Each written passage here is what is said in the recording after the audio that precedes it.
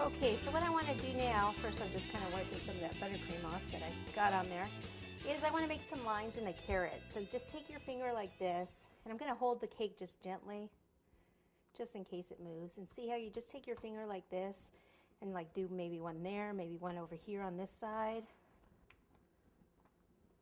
maybe one just in the middle.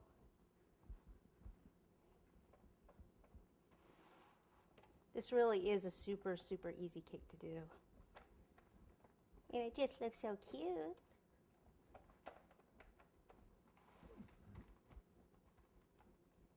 Sometimes you may have to go back over in case it kind of pops back out a bit. This is another reason you don't want that buttercream underneath to be too thin, because right now I can move the buttercream, you know, around a little bit, which is good. Okay, then what I could do, I don't really have to clean up this base too much. I'll just, like this right here, kind of push or get some of that white out and then push that under, because again, it's going to have some green down there or something. Okay, so I like to make these actually stand out a little bit more, so I like to use an airbrush at this point here. So I've got my airbrush here, a towel to spray it on. And then I need some airbrush color, obviously. So I have some yellow, orange, and brown. I don't know if I'm going to use the brown or not, but I always like to have it.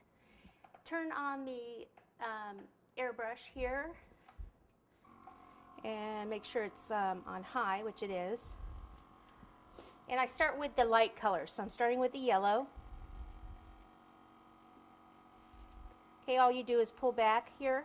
If you don't have an airbrush though, you can either use an aerosol spray can, which it's hard to control, or you can use dusting powders and just actually brush it on, dry brush it on. So you have other options. Now if it's buttercream cake, what you would do here is actually take, instead of, you know, with your finger, obviously you can't do that, but with the acetate, you can curve the acetate. Grab that piece of acetate. Like curve the acetate like that and then make those little ridges in the buttercream. So that will work, and then you can still use the airbrush or the aerosol sprays. You just can't use the dry brushing method. So all the parts that stick up are going to be a little bit lighter, so I'm going to go ahead and put some of the yellow on those spots.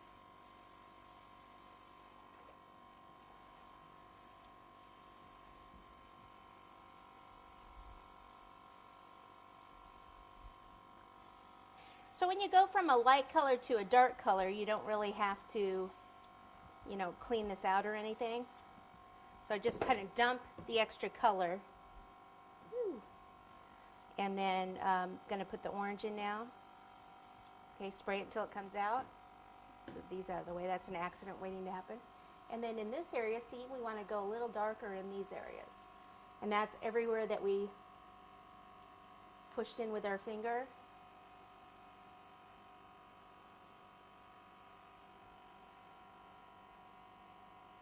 Even down here, I don't have one, but I'm going to make one, see? Very lightly pull back. You don't want it to look like a line. You want it to just be a gradual overspray. And then I'm going to take some brown. There's hardly any orange in here, but there's a tad bit in there. And just in certain areas, maybe here at the front, I'll just take a little brown. Maybe on some of these ridges.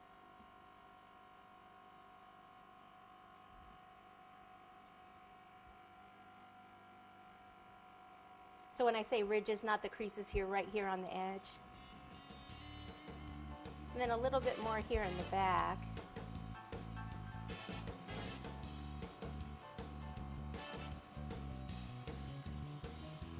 Okay, I think we're good on that. So let me dump this out. Then I'll have to just run this through warm water. And then we can go on from there.